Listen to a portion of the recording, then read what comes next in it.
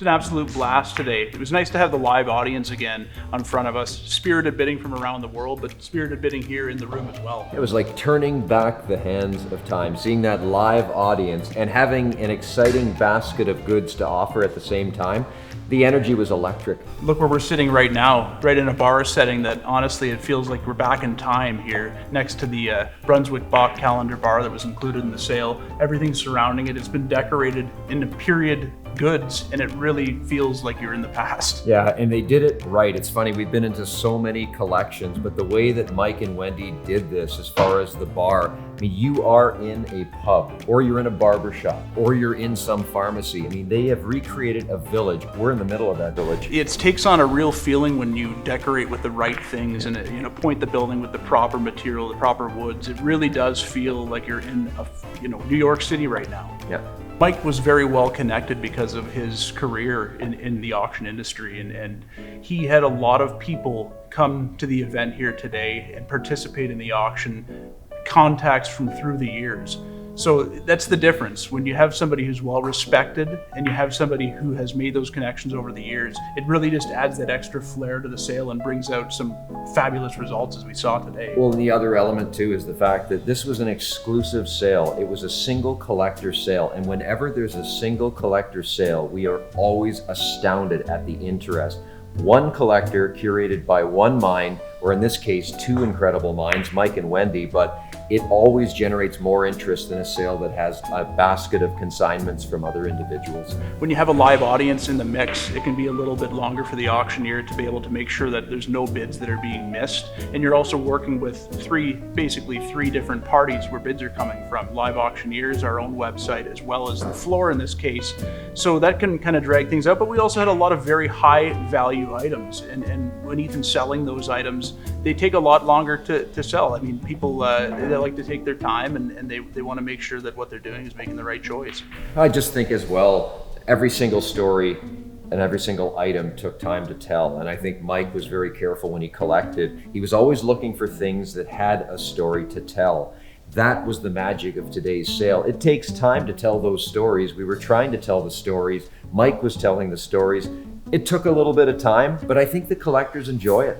There's a certain excitement that comes with a live auction. There's no denying it. It's something we both love, and I think the reality is when you come back and do something like this, it kind of makes you miss those times, the pre-COVID days when we did have those auctions. I think of that Trans Am, and I mean, I'll be honest, when Mike was talking about that car and talking about how he took so long to find it and some of the key features about that car that made it special, I think that certainly was a thunderous moment in the sale. I mean, when we started to hit traction at 200,000, 210, 220, 230, it was like a big giant ogre running across a field, and boom, boom, boom. I mean, that was a record-setting number, but that was a special car that deserved it. And I feel like when you see that kind of thing happen, all of that apprehension that was there the weeks before saying, will this car be recognized? Will people understand the rarity?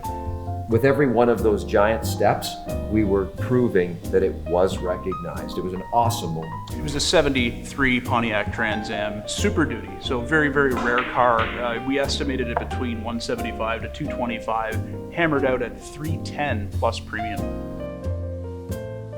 The cars were certainly the highlights of the sale, but you can't look past some of the advertising highlights as well. I mean, when you looked at that Red Indian sign, I think that was probably as much as we've got for one of those, at least in the last little while. And it was a very nice example, probably the highlight of the sale as far as advertising here in Petroliana. Look at the gas pump. You talk about Red Indian. Canada Vulcanizer Company, it was a company out of London. Actually, the founder of that company, he was involved in Super Tests, one of the crazy companies that started all of the gas pumping in Canada, service stations, and then he had this company making pumps. It was a double visible pump, Canadian only.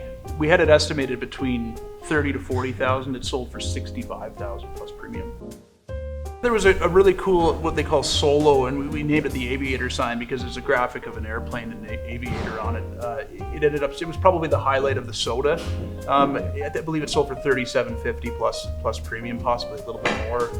But it was definitely just a nice, clean sign, and something that Mike probably bought 25 years ago. And to be honest with you, at the time when he was buying that sort of thing, some of it didn't have anything near the sort of value that we're talking That's what's about so, now. yeah, you're right. I mean, Mike he was ahead of his time. He truly was. And I think that's the thing that really needs to be said here is here's somebody that was a co-founder of the world leading auction company for vehicles. And so like, he certainly had a knack for picking things, and I think they were recognized today.